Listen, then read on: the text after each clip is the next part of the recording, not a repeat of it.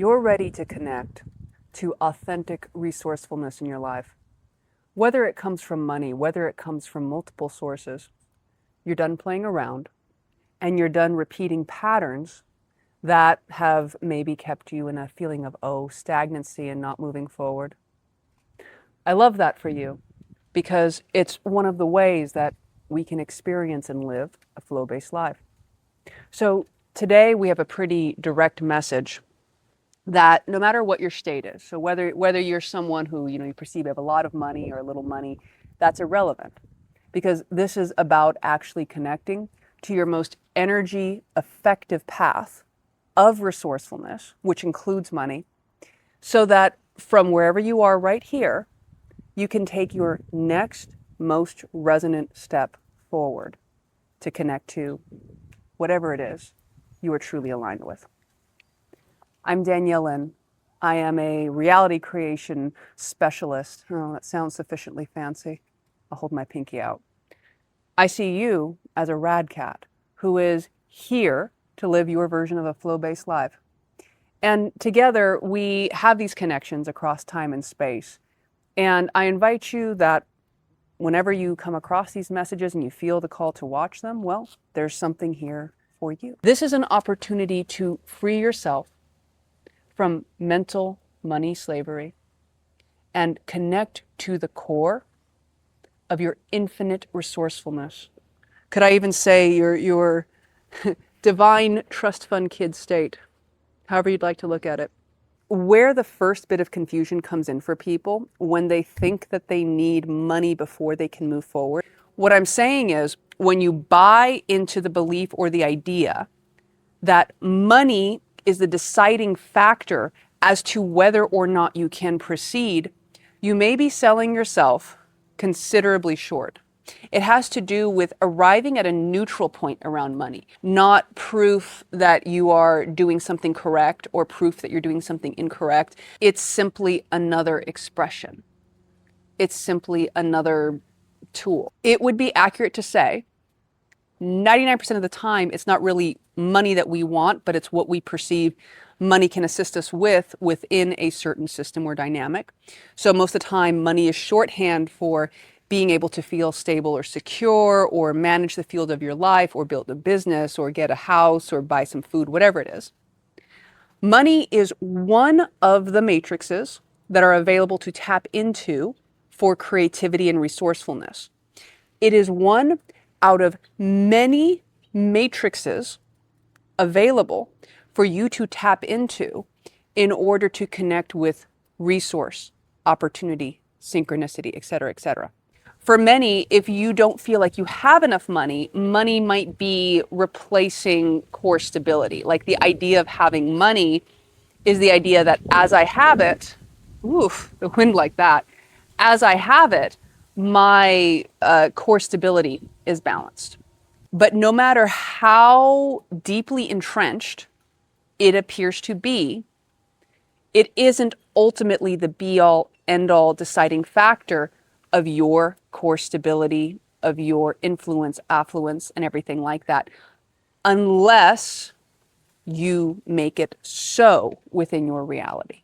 I invested a lot of energy in different points in my life to receiving money. And there were times even when I had a lot of money that I was still in slavery with money, because there was a part of me that believed if the money stopped flowing, that everything would fall apart. And so I was still in this energetic bondage with it. So a big reflection that's coming up for you right now is to notice the nature of the relationship that you have with money and the genuine feelings that you have and your genuine state of, does it feel scarce? Does it feel abundant? Does it feel hard? What are the rules that you create around receiving? And then more importantly, right, because we're not just talking about money, we're actually talking about your ability to take the next step.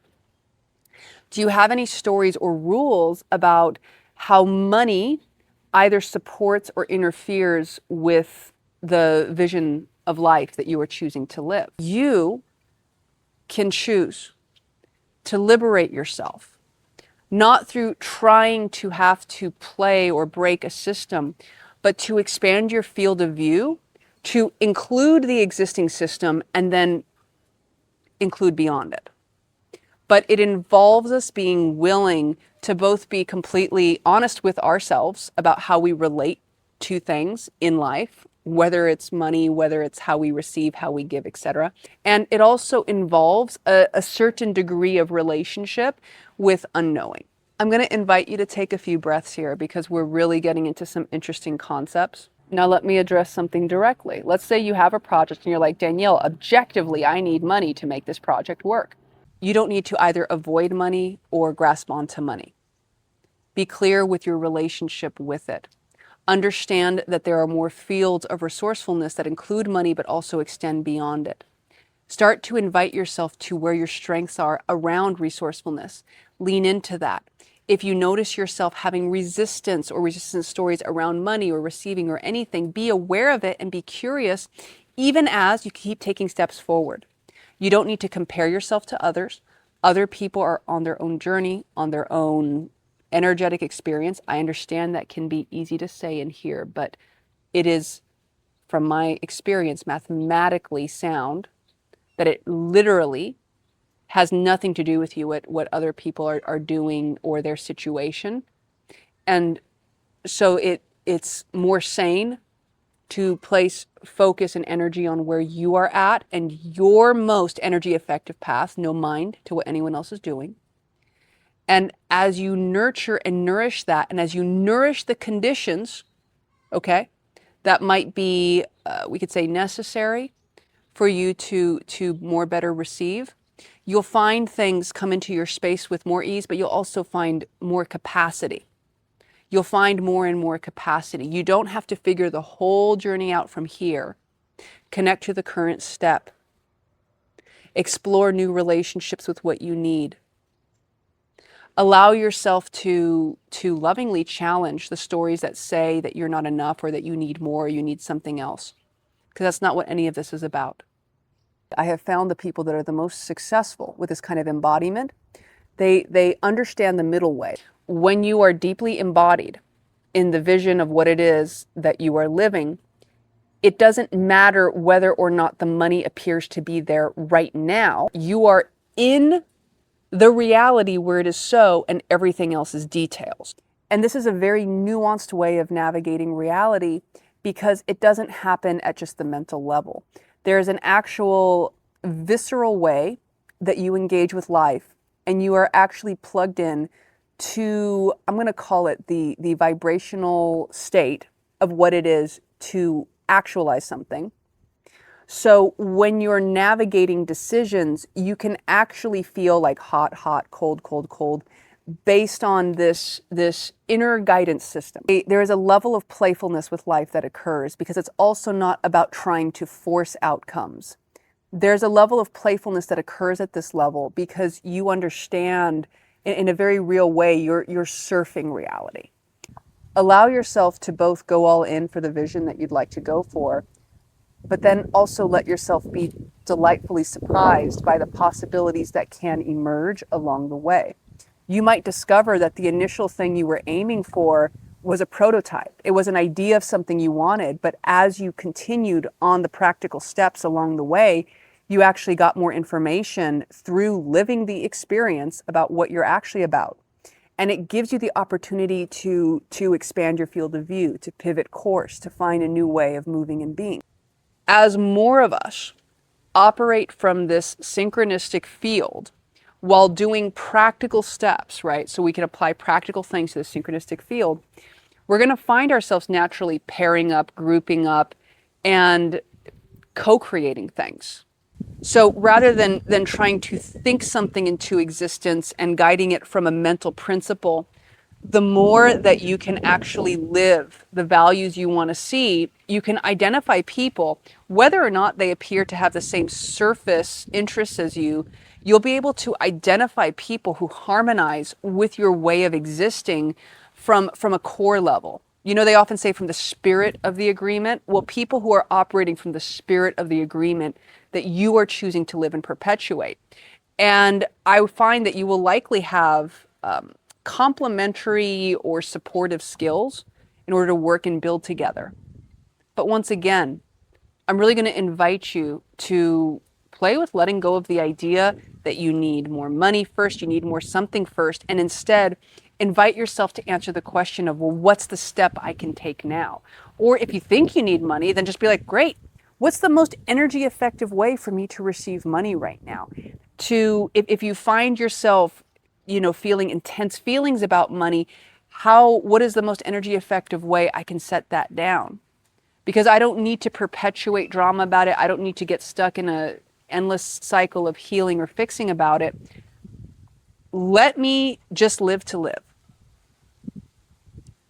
Let me step forward and go, maybe I don't have to try and prove my way through this or fight my way through this or fix my way through this. And I can just meet myself where I'm at, perceived warts and all, okay, and just go, well, there's something to this. There is a way for me to thrive. You are already directly connected with everything you need to take the next step in your flow-based life. There is nothing that ultimately stands in the way of you and the experiences that you most want to live at your heart, soul, core. Even if you find yourself within temporary challenge, there is always a step and a choice that you can make right now that ultimately connects you to the pathway, to the consecutive momentum that is involved with you aligning and living the version of reality you would like to live. So here, my friend, the practical steps from this point forward that I'll invite you to play with is, if you find any part of you feeling stressed, fear, pain about money, this is an invitation to write out your money story from this perspective from here, or speak it out. I like to use journals, or I like to sometimes speak it into voice if I'm reflecting on something. Allow yourself to be really honest with yourself, and then, without judging, shaming, or blaming, ask yourself, well, what is the step that I feel the most alive with taking right now? Not from a place of even necessarily trying to fix things, but I'm going to start operating as though the choices and the directions that I'm choosing are for my greatest benefit.